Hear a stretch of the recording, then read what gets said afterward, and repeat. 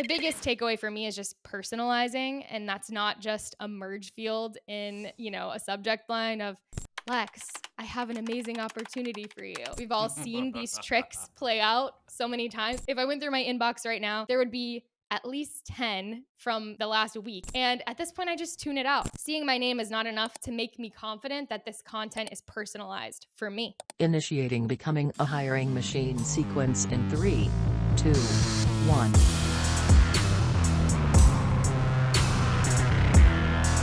Hey everyone, it's Sam Keenly, and welcome back to Becoming a Hiring Machine. This is the show dedicated to fixing recruitment by going beyond saying what needs to change and instead teaches you how to make that change.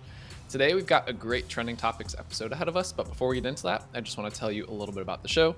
Essentially, we have shows within the show here. Some days we have interviews with industry thought leaders and others who are shaking up the space, while other days, like today, we cover things like trending topics.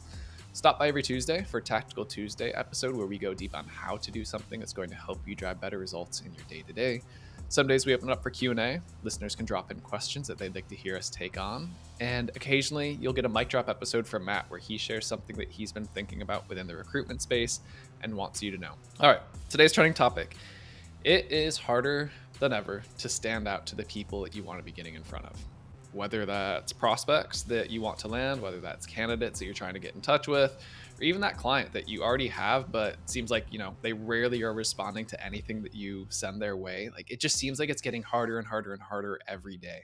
So today, Lex is joining us to unpack this very unwelcome trend. And then we're going to get into some tips and strategies that are going to help you start standing out again. So with that, Lex, welcome back.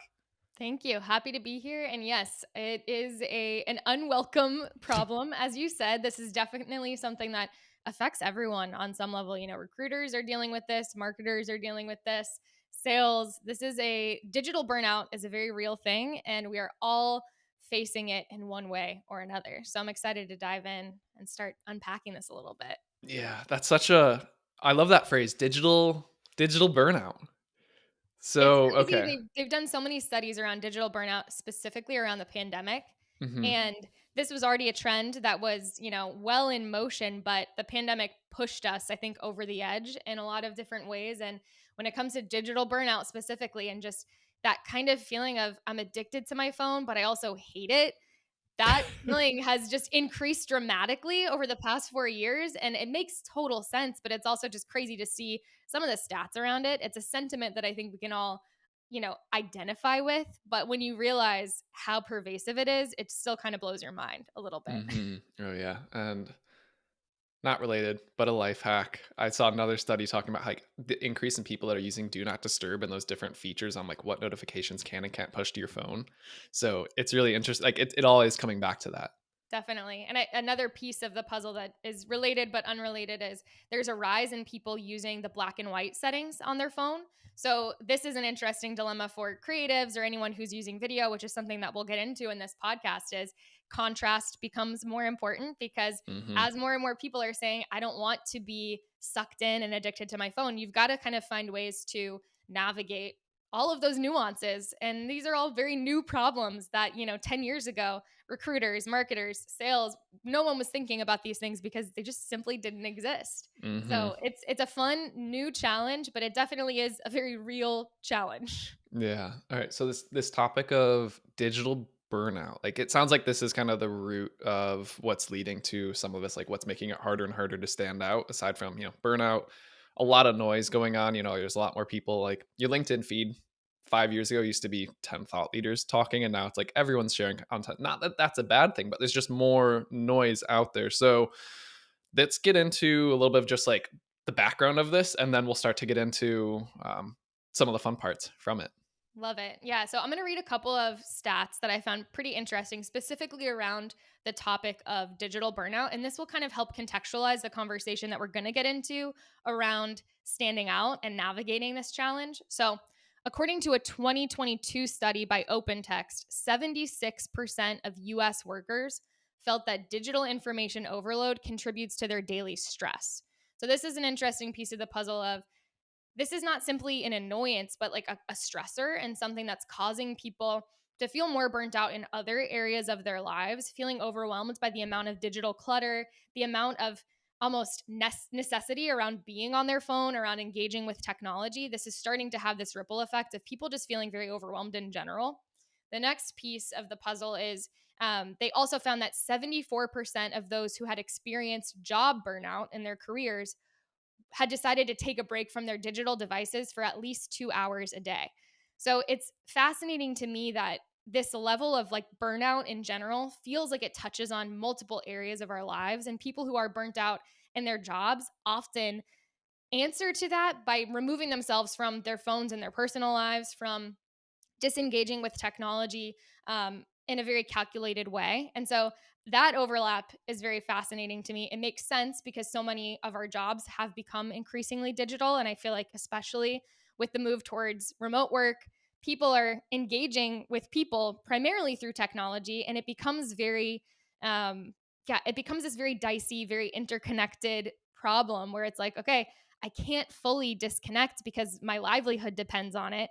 But I also don't want this to be the only way that I engage with the world. And Hmm. so I think people are starting to really challenge those notions. And then also, just like you said, the amount of clutter and the amount of noise has really had such an uptick that I think people are just more skeptical of what they're engaging with online in general. There's a lot of spammy behavior, there's a lot of spammy people.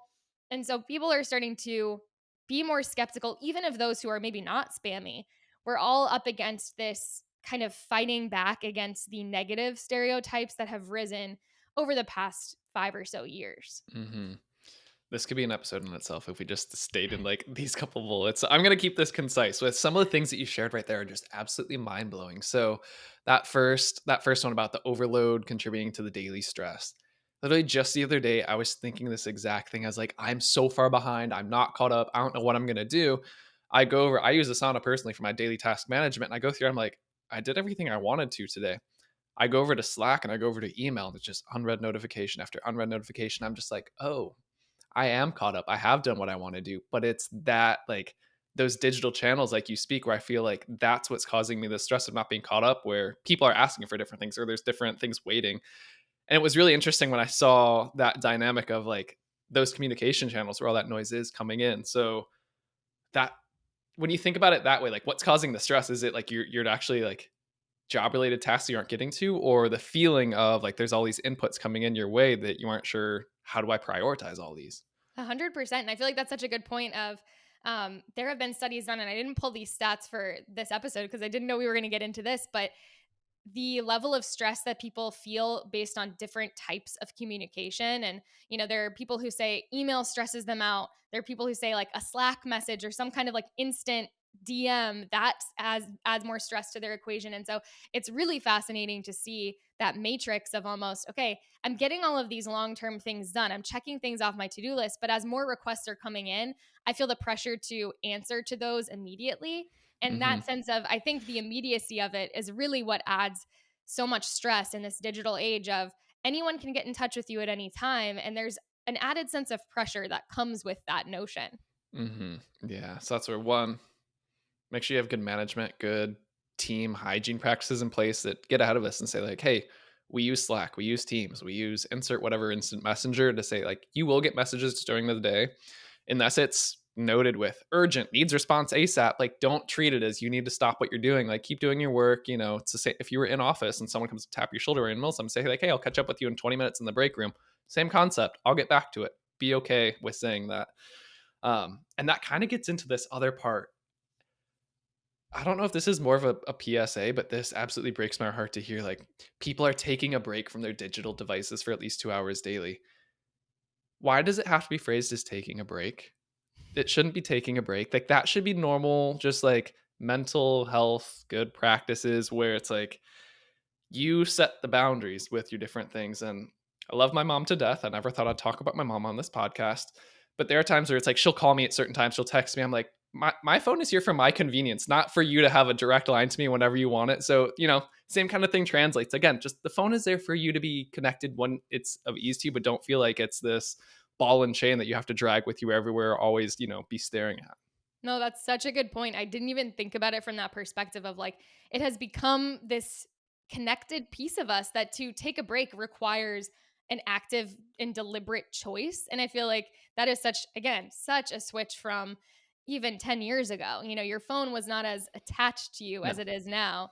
And you didn't take a break. You just left the house and did other things. And that was part of your lifestyle. Now, yeah, you have to kind of say, yeah, I'm putting it on do not disturb. I'm not responding to text right now. I'm not responding to emails. And that has to be a choice. And that is going to become even more of a thing the further and further that we progress technologically. And so I think creating those boundaries and having an understanding of why they need to exist is really critical now as we are at the cusp of more and more problems to come.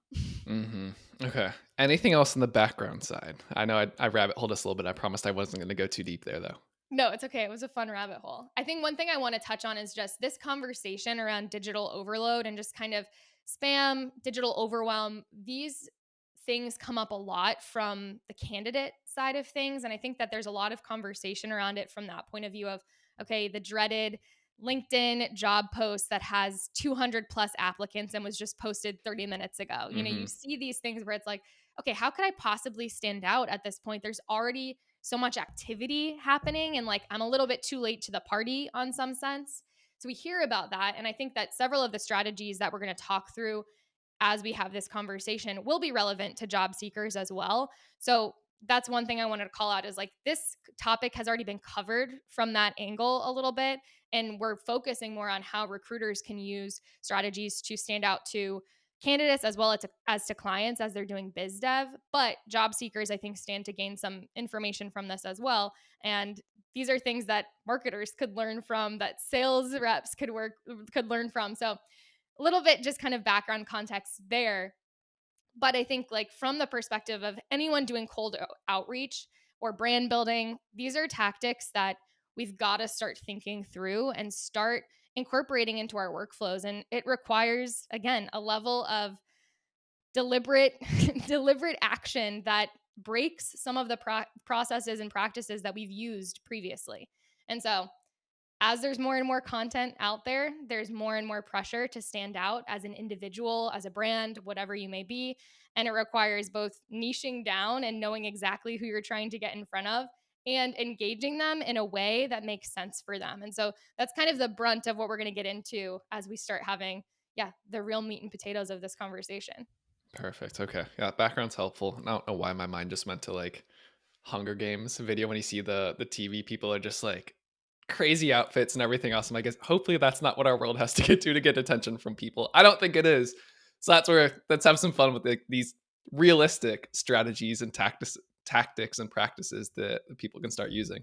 The one thing we're going to talk about is video. So maybe wearing like a fluffy, brightly colored hat or something like the people in the Capitol in the Hunger Games wear is a good way of standing out. I'm not going to knock it. It could be a good strategy. You could become known as the Hunger Games recruiter or something. TM. Yeah, we'll give you credit for that idea no matter what. So basically, I want to get into, we've addressed the problem here, which is that digital burnout is a real thing. It exists. We can all feel it in some sense. And inboxes are more jam packed than they've ever been. Texts, I'm getting texts from companies all day long now. We're really getting inundated with this stuff. So, how do you stand out from the pack as someone who really does believe that they have value to contribute, that you have something that your audience will be interested in and can benefit from? That's the first piece, is feeling confident that that's true. But if you're at that point and you feel like you have value that you can deliver, how do you stand out from the sea of spammy material, scammers, and just low value content in general? How do you make sure that you're seen and that you are engaged with? So we're going to walk through some strategies. And like I said, several of these will work for both the biz dev side of things as well as the candidate outreach side of things. And we'll kind of get into some of the nuances at various points. But the first one that I want to talk through is just diversifying your outreach.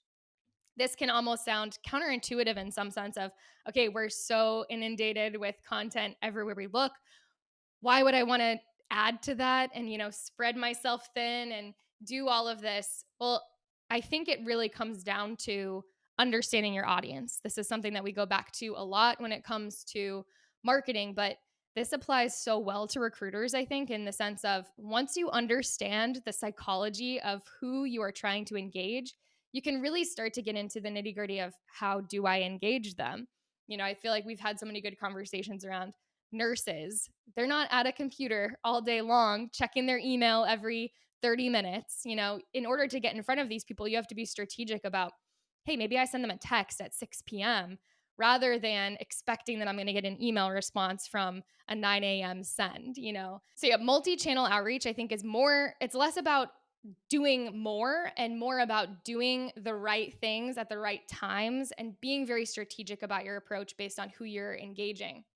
So this could look like a multi-channel outreach campaign, and subtle plug for Loxo. Obviously, that's something that's built into our outreach flow is you can customize, hey, I'm going to start with an email and then I'm going to move into text and then I'm going to move into a phone call, whatever that might look like. But it's more so about understanding your audience and really figuring out what is the best way for me to get in front of them. And this is something that we're going to be publishing some data about moving forward that I'm really excited about when it comes to what are the best times to reach out to certain people? How do I increase my open rates? How do I increase my response rates through some of the content that I'm incorporating in my subject line, in the message itself, the time of the send, all of that. So the biggest takeaway for me is just personalizing, and that's not just a merge field in a subject line of, Lex, I have an amazing opportunity for you. We've all seen these tricks play out so many times. If I went through my inbox right now, there would be at least 10 from the last week that say, Lex, thrilling offer for you, or Lex, have you thought about this? And at this point I just tune it out. Seeing my name is not enough to make me confident that this content is personalized for me. The funny thing is, as you were saying those, I started to realize I think I tune out any email that has my name in the subject line. I know that that's got some sort of pitch behind it now. Like, have we gone too far swinging with that? That's a really good point. And I think part of it is because we've settled for this cheap form of personalization of, Yeah. oh, if I know their name, then I know everything about them. And really, Hmm. true personalization requires a level of research and a level of understanding and niching down that you can't get just by, yeah, plugging in a merge field. Yeah. So here, all right, let's rabbit hole on this one for a second. I did a post the other day about equating like marketing to being a really great chef. I had a DM from CEO of a company who was doing some biz dev outreach on behalf of them. The subject line of the LinkedIn DM didn't say, Sam, great video, Sam this, Sam that. It said, I wanted to be a chef growing up.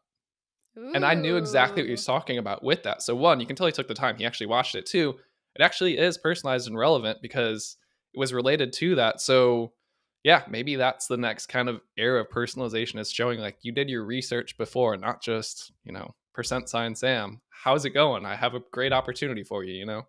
I really, really, really like that. And that I do think is such a good example of right from the jump, communicating that you know something like a real thing about this person Hmm. and it's information that you had to work for a little bit. And I think Yeah. we value that stuff so much more highly now when we know that there's so much low level information about us that's accessible to everyone. And so the people who are willing to go the extra mile and like really find out something about you and prove it's kind of refreshing on some sense. Yeah. And I don't even want to say you have to go the extra mile anymore. The mile makes it seem like it's long. Go the extra 5 steps. Most people give you stuff. They dangle things out there that you can easily latch onto.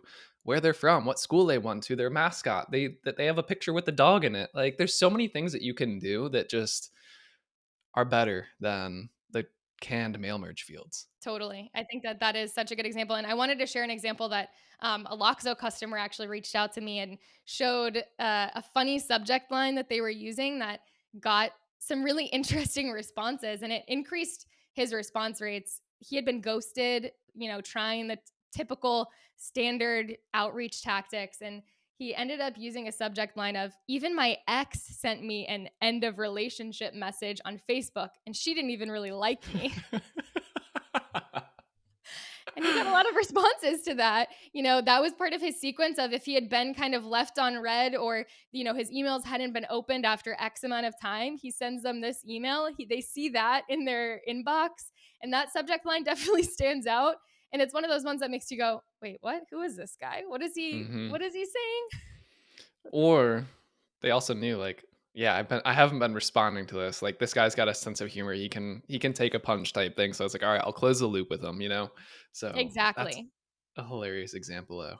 And I think that that is such a good takeaway that I go back to all the time is rejection can be a really good thing, and getting a no or getting a not right now is still really good data for you to take and run with and to refine your outreach a little bit more. And so I think like having some sense of building responses, even if they're not necessarily the response that you want to hear right now, we need to start having a little bit more of this positive mentality around that of, hey, at least I got an answer. There's something about my content, my subject lines, my emails, whatever it may be, that's resonating enough that people are responding to it and they're giving me some information that I can take and run with in one direction or another. Hmm. Um, yeah, Okay, I like this. And one thing, it's going to go back to something you said in the beginning of really understanding your audience. And I swear this will be the last thing, and we can move on to the next one. Yes, we plug Loxo, email, SMS, phone, LinkedIn DM. Are those the only four mechanisms that you can reach anyone? No, we're far, far, far from it. So there are other places where no one else is doing anything. Some of them are going to be a little bit harder than others, but like think about Reddit, for example. There's tons of people in different forums. You might not know who the person is. Sometimes they do tell you who they are, or where they work, or anything like that. You can, if you see someone say something really smart in a field that like, you're trying to hire someone for, you go to an advice column in, say you're trying to hire a nurse. Like I don't even know if that exists, but like, go to the nursing thread, see a question gets answered by someone, then go look at their profile, see what they've posted. They might say a lot of really smart things. You'd be like, that could be someone that could be really good at this role. Then you shoot them a message on Reddit. I guarantee you, if someone sees an inbox notification on there, like, oh, I don't get many of these, like, I'm gonna go open it. And then you can say, I'm a recruiter. Here's what I do. It seems like you really know your stuff, what you talk about. Like, would love to talk about you and see, this opportunity may or may not be a fit. I don't know because I don't know exactly who you are, but you seem like you could be a person worth talking to. So is it the easiest avenue to go? No. But again, that's going to diversify your outreach. And if you have hit the point of diminishing returns or just like no returns, even in some of those other places, why not give it a shot? I mean, it's better than continuing to get nothing. I like that a lot. And I think that that is an interesting thing just in the perspective of reducing bias. This anonymous Yeah. hiring is kind of an interesting mentality to have. Yeah. So, okay. Moving That's, on. yes. Yes. One thing I will say just to wrap up is when it comes to email and text specifically, I think providing a very clear call to action Hmm. at the end of any communication is a really good way to get data out of it in some form or another. So again, a rejection does not have to be a bad thing. And offering someone the opportunity to say, not right now, or hey, I'm interested in opportunities like this, or hey, this is just a bad fit for me in general. I'm actually more interested in roles like XYZ. Opening the door to getting any information rather than a simple yes or no is really powerful. And I think that that's something that we can incorporate too, one, make that one piece of outreach more personal, but then also to continue to develop rapport with this candidate in a way that informs your future outreach. And so, Hmm.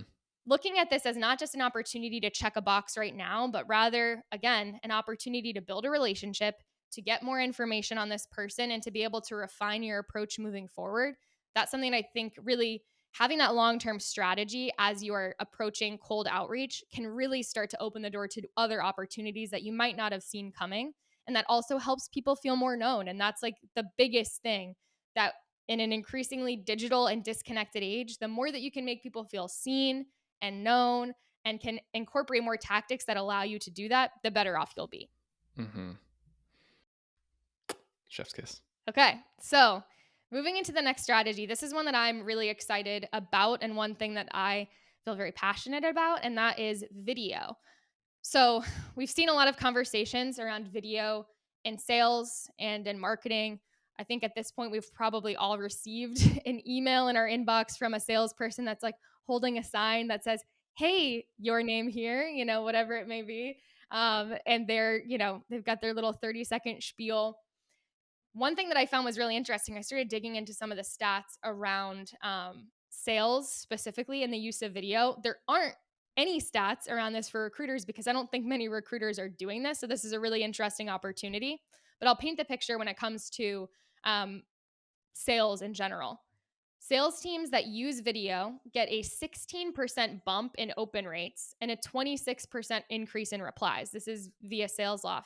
That's pretty significant. 16% might not sound like much, but when your open rates are typically hovering in the 20% range, a 16% bump is pretty significant. Hmm. And a 26% increase in replies, that's really, I mean, that's a big deal. And then competitive advantage kind of conversation here. Only 44% of sales teams use video at any point in their prospecting strategy. Again, this is sales teams, 44%. There's a lot of opportunity there. Think about this for recruiters where there's not even any public data around this specifically. I can only imagine that that number is lower and that that opportunity is greater. I don't want to be the skeptic. I have to be the skeptic. Do it. Be the skeptic. 16% increase in open rates. The video's inside the message. How's the video impacting the open rate? I Unless you think say explicitly in the subject line. I think it must be in the subject line. I know, I thought Okay. about that too, and I'm guessing that in the subject line, there's some hint at there's a video here or like a personalized video for you. I Yeah. don't know. I'd be curious to see what subject lines are working when it comes to Hmm. that. Um, but that's a Yeah. good point. I fully see it in the reply side, but yeah, I was just curious when I saw that one. I was like, they're obviously sharing it for a reason. Hopefully, it is, but you could also have 16% higher open rates because these are teams that are obviously more forward thinking with their biz dev efforts and how they do it. Like again, yeah, we'll follow up with this data, or we'll put something in the show notes that speak to it a little bit more. But yeah, that's such an interesting one when you look at those.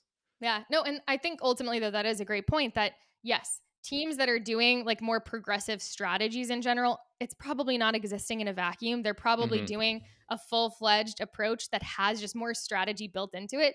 So, the biggest takeaway here is try new things, be willing to push the boundaries, and Yep. usually that does pay off. And this Yeah. is just one tiny isolated piece of the puzzle, but I'll be curious. I'll dig into this a little bit more and see if there's anything published around the explanation for how those open rates increase or how you do a good job of incorporating video and like letting people know that that's a Hmm. piece of the puzzle before they open the email. Yeah. So I think a lot of these people too are, which this wouldn't affect open rates, but I see this happen a lot via LinkedIn messages as well, sending a video. So Yep. I'm curious about if this is email only. I'll dig into this a Let's little see bit it. more and see Stay tuned. what we can find. Yeah, Perfect. show notes about to be coming in hot. Um, but video, I think, is an interesting thing because a lot of people feel a lot of trepidation around it. Like there's kind Hmm. of that camera shyness. It feels overwhelming in some sense. It feels like a big lift. I think a lot of people feel the pressure to do it perfectly if they're going to do it at all. And one thing that I feel like we've discovered from a marketing perspective and that there's a lot of really interesting conversation around in general is just this kind of craving for content that isn't highly produced and that instead feels very organic. And this speaks to, again, the personalization element of it all. If you receive a highly produced, like super obviously like buttoned up video in your inbox, it doesn't feel like it was made for you. It feels like it's a video that was made and they just slapped your name on it in the last, in post production. Hmm. And so I think having this approach of like really organic, just hey, I'm getting in front of you in a new way, but I'm telling you the same stuff I would have told you if I sent you an email or honestly, if I had gotten you on the phone. But instead, I'm just walking you through this in a way that you can access at any point in time. You can do this at your convenience. And it just kind of breaks up the noise a little bit without really requiring that much of you. One thing that I think could be super effective for recruiters specifically is like recording a Loom video on your computer of you just walking through the job description and saying, "Hey, like this is the job description. This is why I thought you might be a good fit. Like if I'm off base here, let me know. But what do you think? Like does this sound like a good opportunity for you?" That doesn't Yes. require that much and it's also just like it's so easy. You're like a tiny little camera at the bottom of the screen in your Loom video and you're just walking them through it and it feels like it was personalized because it was. Yes, and I was just going to find this episode. Will Grassoff, OX7 Talent Partners, he was saying this is something that they do where they do like that Loom style video. They literally like it's like they have a green screen almost behind them. It's got the big job description, a couple of the different points and stuff behind it. But he said they do this exact thing because it works so well. Episode 66, How Comedy and Camaraderie Can Be Recruitment Game Changers, featuring Will Grassoff. For anyone who wants to listen to that, phenomenal episode. But yeah, his team does this exact thing, and he says that it works for them. That's why they do it. Exactly. And I think it is one of those things where it does show more personality right from the jump, where it's like, okay, hopefully you're building that rapport throughout the interview process, throughout the process of like once you've engaged a candidate, but it can also be a really powerful tool for engaging them and a really great way to kind of set yourself apart of, hey, I'm willing to do this work to get to know you and I want to understand what you're looking for and I want to see, is this a good fit? I'm showing you exactly what this job looks like. What do you think? Like let's start Hmm. a conversation. And I think it, again, rather than it just being this one off, hey, this is what I think, it opens the door for discourse and people do want to engage on that level. Yeah. And I think that this kind of speaks again to that digital overwhelm sense. It's like, I want to be able to manage preferences on emails and say, I don't want this content, but I do want that content. And with video and like kind of walking someone through something like this, you're opening the door for them to say, hey, more of this, less of that. And I think that's a really good conversation to start and to have. And any Hmm. discourse is good when it comes to building a relationship. Yes, and like even shorter discourse. So written form. If you were to go and say like, "I'm really interested in having you for this job. Here's the job description. Here's why I think you'll be great for it." Blah blah blah. That email just got real long, really fast, right? But it's like pictures worth 1,000 words. Video, same type of thing. You can consolidate that entire written email into one short little content block that they see. They can watch it on 2x speed and get through it in 45 seconds. It makes it so Exactly. much easier for them to quickly review it, get the gist of it, and like, yes, no, do I need to do something with this or not? Versus like sometimes you just see an email that's really long and you're just like, I don't even have the time for you right now. Like either delete it or just the I'll get to it later pile that just grows bigger and bigger and no one ever actually gets to later. So that's another big perk of the video side is you can just be so much more concise with the time required, even though it's the same amount of content. 100%. And I think another, we've talked about this in a couple of episodes around just formatting content for the platform. A lot of people are reading emails on their phone at this point, or obviously a text coming through on their phone, LinkedIn DMs, all of these things. Like having this set up in a way that like mirrors the content that they're consuming on their phone in general, which we know micro video is the biggest way that people consume video on their phone. And so having a, portrait style, hey, I just picked up my phone and I'm talking to you because I think that you're a good fit for this role, and sending them that message, it's way more likely to get consumed within that platform itself. And so being Hmm. kind of strategic about this is merging the how and where you're showing up with the video element of it all, it can be really an interesting, at the very least, an interesting experiment. And I think one thing, the natural pushback here is like this takes a lot of time. And even just personalizing to this degree does require a little bit of extra effort and time. And you can't do this for every single candidate. And this is where having a strategy that supports finding best fit matches and then really being very strategic and increasing the amount of time spent engaging them in hopes of increasing the odds of like this leading to something in the future is really important, because you can't send a 90-second personalized video to every single potential candidate or every single potential business prospect. It's just not the wisest use of your time. But when applied very strategically to those highly likely matches, this could be the thing that really opens the door. And I Hmm. think there are so many things that we do that take a lot of time, but because they're so common to us and they're so built into our current workflow, we don't really think or challenge them. We don't really realize, how much time am I spending writing outreach emails? Probably more than you need to, but because it's so common and familiar to you, you've accepted that. Adding something new into the mix feels really overwhelming. And I think I want to challenge that assumption a little bit and say, hey, spend 10% less time writing emails than you do right now and just allocate that to experimenting with video and see what happens. Just open the door to being surprised by something working. I love that. It's such a good point because, yeah, it's like things change, trends change, the impact, the results from them all will change over time. So, yeah, being open and willing to do this type of thing, especially when it's like there's those candidates that you see you come across, you like, I guarantee you that I would submit this candidate in a heartbeat to be reviewed. All I have to do is find out, like, are they interested?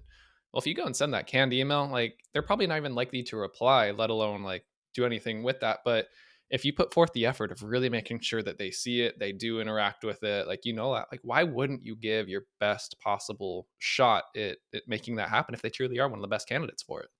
100%. And I think unless you are truly over the moon with your open rates and your response rates, there, which I don't know if I've ever met a single recruiter, marketer, salesperson, anyone who's like, I love where my open rates are. I love my response rates. They're perfect. I wouldn't change a thing. Maybe it's time to start, rather than spending all of your time tweaking your email strategy specifically, maybe it's time to incorporate a new medium. And again, this is an experiment. This isn't guaranteed to pay off, but you'll start to see fairly quickly like, okay, when I invest X amount of time here, I see Y result. And just opening the door to having that more creative mindset around the content that you're creating and the ways that you're showing up in front of people can really be a game changer. And it just, creativity begets more creativity. And again, like you said earlier, most creative strategists are doing more than one creative thing at any given time. And when you open your mind to starting to think that way and challenge some of the preconceived notions about how you've done your job previously and how you might do it today or tomorrow or the next day, you start to kind of rabbit hole a little bit in a way that can be really productive. And it gives you the opportunity to try new things that may or may not work, but they might. And it's good to at least put yourself out there in that way of, hey, maybe this is something that could work with me and with this audience. Mm-hmm. All right. I'm sold. 3 or 4 tips. What do I need to do if I want to do this? Exactly. I think that this is, again, I want to break this down a little bit and say video does not have to be overwhelming. It does not have to be scary. My ideal thing would be lean into the simplicity of it. Do not let this be something that feels like a huge lift. Keep it super short. I think 90 seconds is the ideal length for a video. You can communicate a lot of value in 90 seconds, and you should. This should not just be a simple introduction to you, but rather, here's how I can provide value to you, recruiter, to you, potential client. And I think that this is an area where you need to really kind of lock that down and make sure that you understand what value you do provide to this specific audience. And this is your opportunity to sell that. So keep it short, but very value filled. And that is in and of itself a fun challenge to kind of work through refining, and it'll help you with your messaging across the board. So it's a worthwhile pursuit, I would say. The next thing is keep it very personal, keep it very casual. Again, if you're sending this via text or via email with the assumption that most people are opening this on their phone, portrait style works really well. That shot on iPhone type of mentality works really well. And then also, I would say, again, the Loom idea. It's so easy to install the Loom plugin on your computer, on your desktop. Film a short video of you walking through a job description, walking through a case study, whatever it may be. Again, keep it to 1 to 3 minutes at the most and drop that out there and see what happens. Um, the biggest thing that I would say is don't forget that, again, having a clear call to action is really important. The video itself is the door opener, but you want to make it really easy for people to respond and to follow up. And so, again, having that question of like, does this seem like a good fit? Is this something you're interested in hearing more about? Like, I thought of you. Do you think that this could work? And just kind of opening the door to this being a conversation is the biggest piece of advice that I could give, and supporting that in the email or the text copy that you're writing to kind of bucket this video with. It should be super short. It should be bullet points. It should be very, very brief, but just painting a picture of, hey, saw this. Here's a quick video detailing why I think you'd be a good fit. Let me know what you think. Simple, easy, but different. Gets the job done. Okay. All right. People have started using video. Love it. Let us know how it goes. Yes, honestly, I'm very curious about one, people's fears or kind of pushback against video in general. And if anyone does have questions or concerns about it, I'm open to having a conversation with you about how you could start to incorporate video. There are a ton of really great resources on LinkedIn of specifically people in the sales world who have incorporated video and have had great success with that. So this doesn't need to be something that you have to spend a ton of money on getting like a fancy tool or anything Mm-hmm. like that, although those do exist as well. So if that is something you want to pursue, that's available to you also. But there are so many experts on this and people who have seen really great results. So if you're not sold yet, I encourage you to do some research. I'll drop some resources in the show notes as well. And this will be a good way for you to start exploring. And again, we're always open to chat more and help you kind of, yeah, have some fun with this. It's good information for us too to see how are you guys running with this concept. So Okay. Are you ready to transition into the next topic or the Let's next do it. strategy here? Let's do it. Okay, so this one I think is a really fun one, and it's that so much of life in general comes full circle. And as we're experiencing this digital burnout, what is old becomes new again. And I think that we get really burnt out on things very quickly, and that's happening much more rapidly as we progress more rapidly. And so, this is something that I think returning to the old way in some sense can go a long way in making people feel more connected and more special on some level. And that's something that I think everyone craves in this increasingly digital age.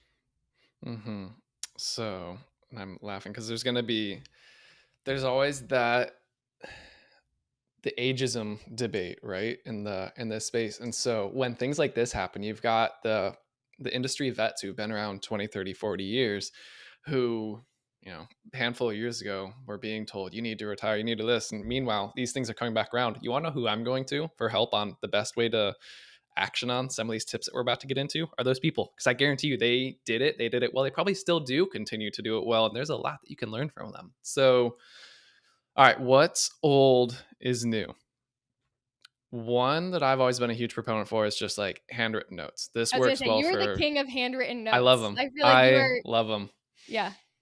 They never get old. And it's because it's one, it has to be personalized. Well, I take that back. There's services now that you can use, which I don't know. A part of my integrity feels like it would die a little bit if I were to use that. But um, I was gonna say, to me, it's one of those things where if you're gonna do it right. And so when I get I get something in my mailbox that was clearly typed in that mhm, handwriting, like font, it just is an uh-uh. instant turn off. I'm I like, lick my finger and come rub it on. on. I'm like, that's not even ink. That's not even ink. But yeah, the handwritten notes, they go such a long way. And this works both for biz dev, for candidates, because they know that you spent the time to write this to them. That in itself is personalization.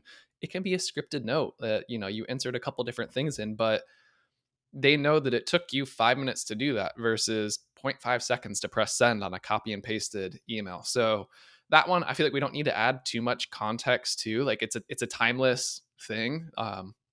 Let us know if you do those. The second one is I was thinking about this. It's so funny the term that you use it. You call on someone, like you show up at someone's workplace. Would highly recommend you only do this for biz dev. Probably don't do this for candidates. Might not end too well. Beating them to Yeah, I right. won't be. So if that has worked for you, I'd love to hear that story. You probably have bring a video with you. Get that one filmed. That would be the 2-for-1 special there. But yeah, for biz dev, I mean, when was the last time that someone showed up at your office to prospect you? Like, I can't even think of the last time in 5 years someone did that to me. Granted, I've worked remote for 4 of them, but even when I was in office, it simply didn't happen. Yeah, you'd have services, agencies, others who once you were a customer, they'd come out and help you every so often, or once you said like I'm willing to negotiate a contract with you as part of the deal, like then you get the sales rep to come out to you. But what about using this as the first entry point? And with so many recruiters being local to certain cities, or you're in like Raleigh and you have a huge medical concentration in the belt right there, you can go to those places and just call on them, because I guarantee you that's, you want to talk about standing out. You might have to wait a little bit in the lobby for the person that you want to meet, but it's going to be worth it, because they're just like, oh, this person, what, they want to come see me and they're doing this, like they're going to take that meeting with you. You're already there. If they don't, you come back later, but I bet that they would reschedule it with you if you do show up. So that's a one that I haven't had a chance to do too much yet with I mean what we do or anything, but I could see that one taking a huge uptick on the biz dev side. I really like that too, because I think that some of the natural pushback to some of this stuff is like the fear of being annoying. And I think that one of the biggest takeaways that I've seen as someone who struggles with that fear personally is everyone is so burnt out, and most outreach at the bare minimum even does kind of annoy people on some hmm level. So as much as you can do to make it to get past that initial annoyance and build a relationship, there's going to be a little bit of that friction at the beginning. It's just kind of where we are as a society. But if you can truly feel confident that you're providing value, and that if someone just heard you talk for 3 minutes, they'd be sold on that, well, then it's worth potentially annoying them a little bit in the beginning to get that done. I think about hmm this all the time of, we've got guys coming to our house every day selling me solar. And on some level, I'm like, can they just stop coming here? Like, okay, I've heard enough.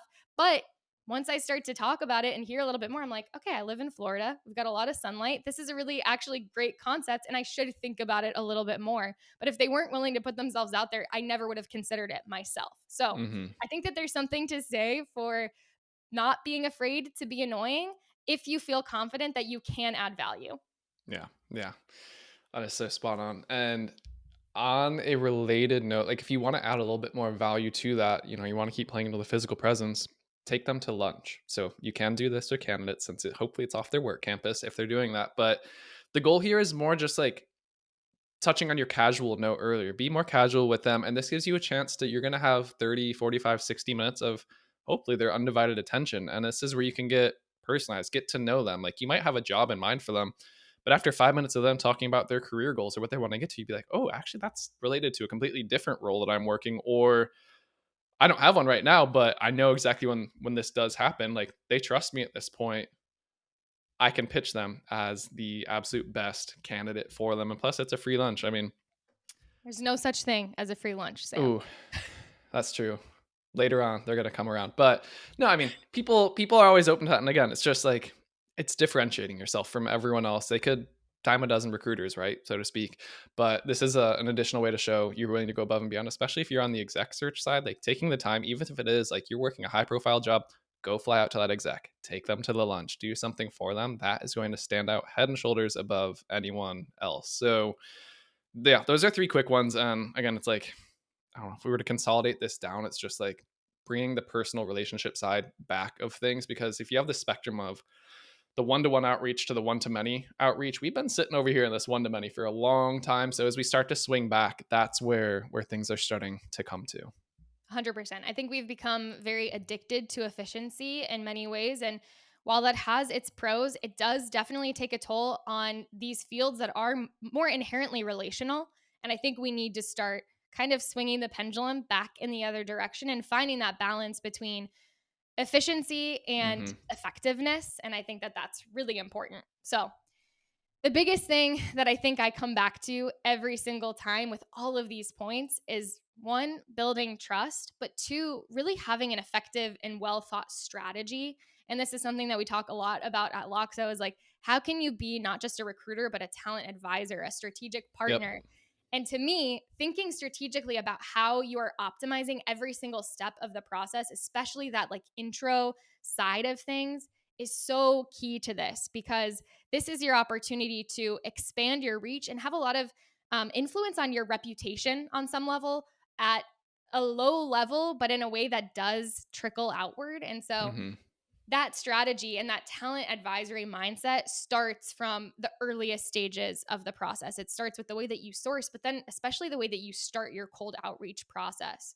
So I think it comes down to a willingness to take more time at the front end of things and really just like think through, okay, how is this going to play out and how could I add as much value as possible, understanding the client's needs so that you can become a strategic partner and then understanding the long game with the candidates themselves too. And so I don't know. It's to me this is the core, this is the crux of any conversation that we could have, especially when it comes to trending topics. It's like, okay, how do I use what's relevant and what's timely right now to help me be better in a year or two or three and to start just building that true strategic mindset and that Hmm. long-term approach. So, your competitors are out there, they're cold calling, they're trying to grow their business too. You might be the best, but there is so much digital burnout. There's so much that's happening and so much that people are just being inundated with. And especially once you have a client or you have a candidate that you've built a relationship with, you need to do what you can to ensure that when other people come knocking, it's an easy no because they're just so satisfied with the fact and you're so ingrained in their business that they couldn't ever think of losing you or working with someone else because how could anyone else get me in the same way that this person does? And I think that that's kind of the mentality that I feel like all of these strategies are kind of laddering up to is like deeply knowing who you're working with and understanding them and making sure that they know that that's the case and that that's what you're committed to.